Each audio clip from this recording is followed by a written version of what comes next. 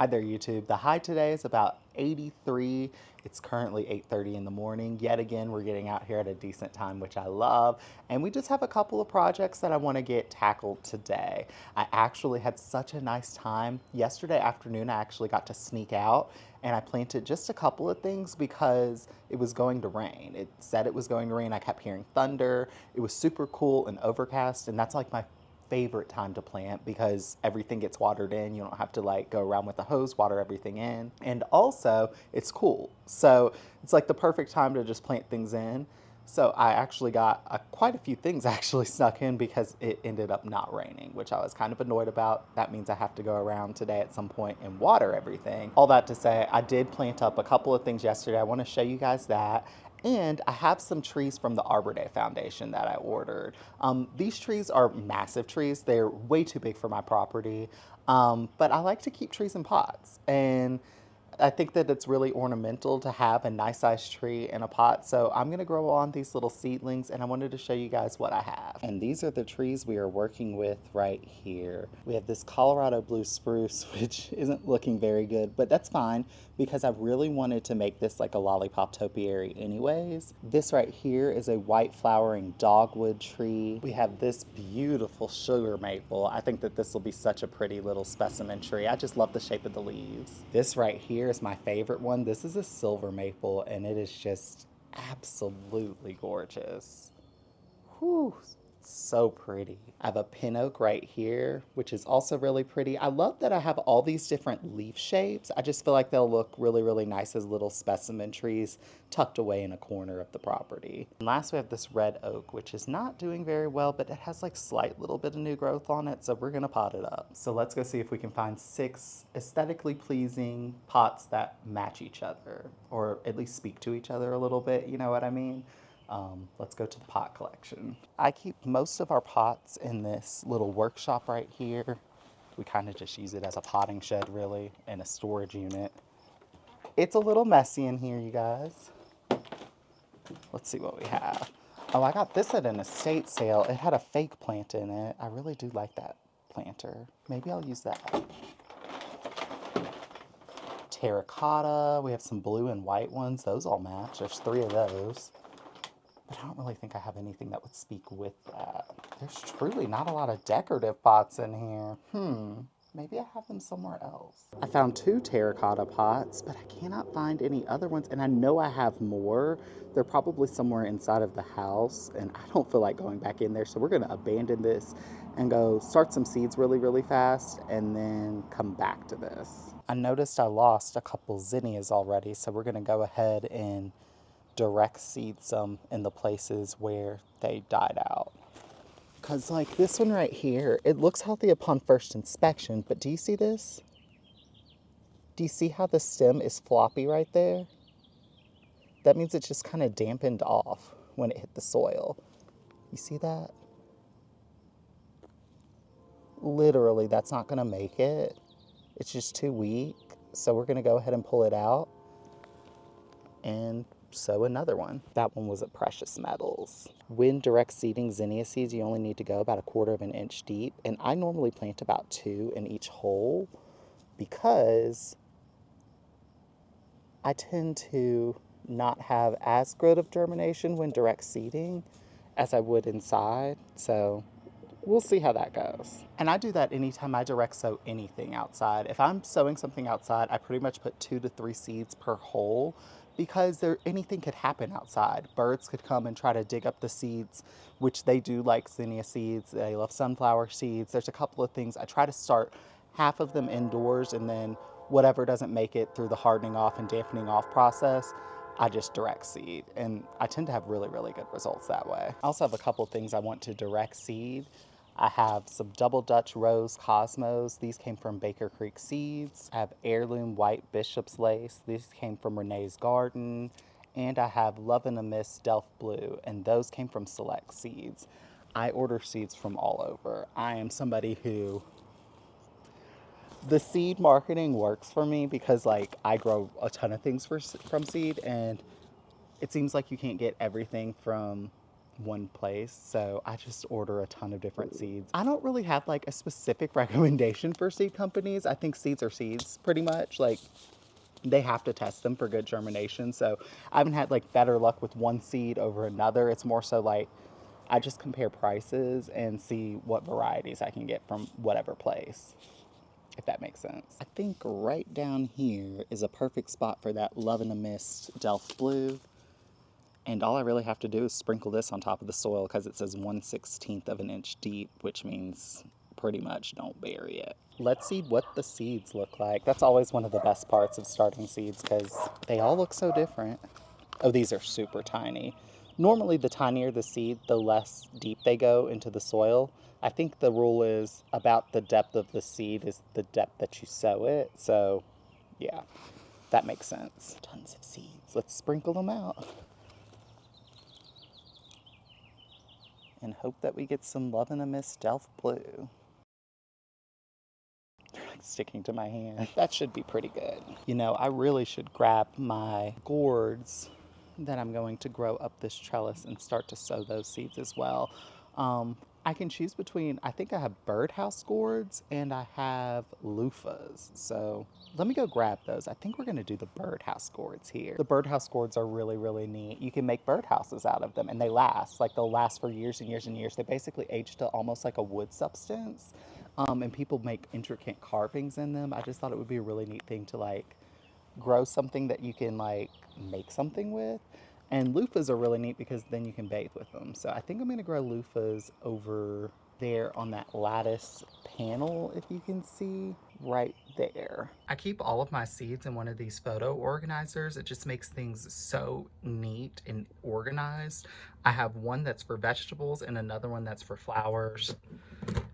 And then I have each of these individually labeled with basically different types of vegetables. So then all I really need to do in order to find gourds is to go to pumpkins. I think they're in pumpkins. They are. Gourd loofah and gourd birdhouse. These are what the birdhouse gourd seeds look like, and they are planted about an inch deep, which makes sense. They look to be about an inch. I'm just going to plant them right here along the drip line where I know an emitter will get to them.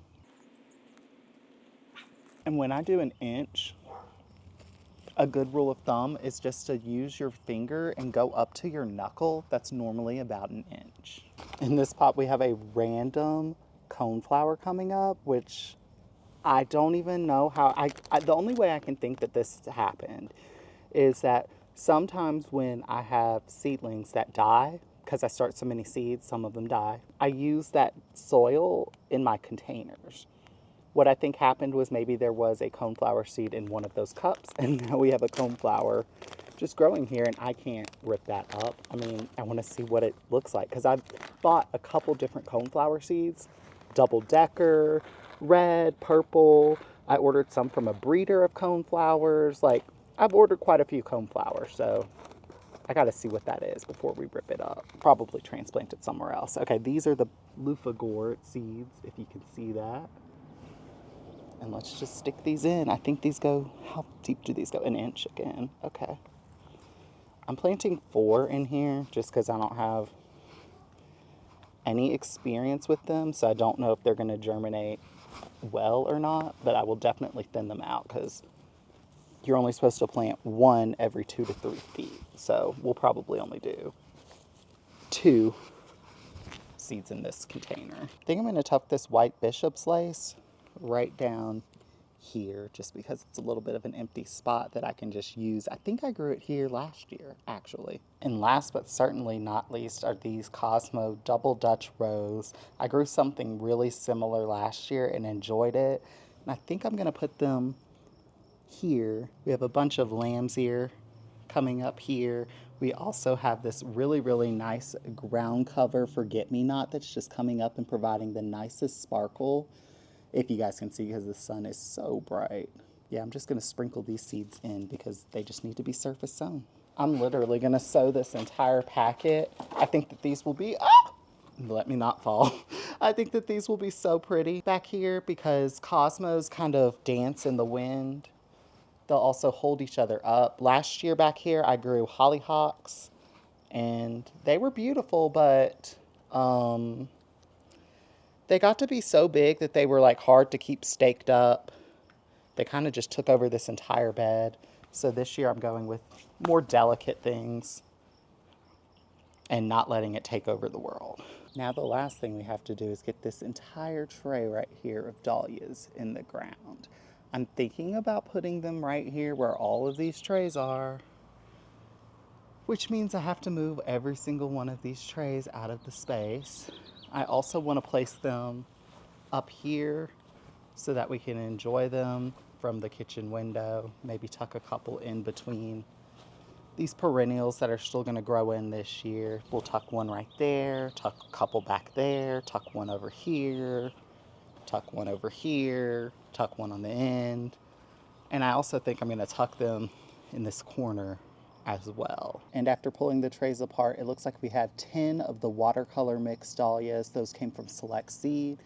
And then we have 4 can curls dahlias, which are supposed to be the anemone type dahlias from Floret. I think since we only have 4 of the can girls, we'll go ahead and place them in the corner.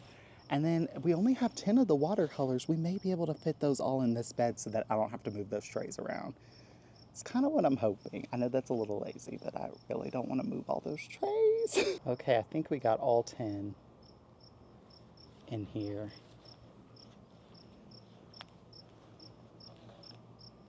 And then it goes around the corner, and there's one right there. And then the 4 can girls from Floret did fit absolutely perfect in this corner. 4 dahlias is perfect. 1, 2, 3, 4.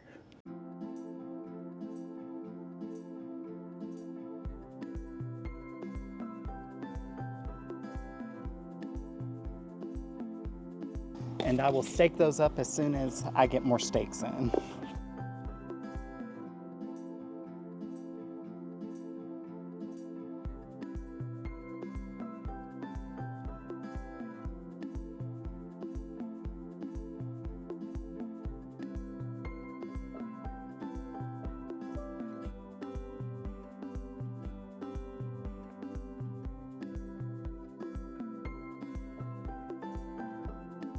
I think it looks so good. 1, 2, 3, 4, 5, 6, 7, 8, 9, 10 watercolor dahlias. That'll look so nice all together because the mix looked really, really pretty in pictures. And then we have the 4 can girls right here. And then, literally, when I was just about to be like, oh, we're done with dahlias, I literally look on my bench, and what do you see? More dahlias. These are from Floret. They're Bee's Choice. They were cuttings I took that ended up taking, and now I have double the amount of dahlias than I thought I was going to have. So now we gotta find a space for these. I think I'm gonna tuck them into the rose garden. There's a spot there, maybe behind the bench, between these rose bushes, because they're not going to get to be that big this year. And maybe down here. This whole row, we have nothing. I'm just trying to avoid the trays, like I said before, and I'm also trying to avoid too much landscape fabric. I think this is the spot. And I just pop those into the ground really quick. There's 1, 2, right there, 3, right there. And then if you go back here,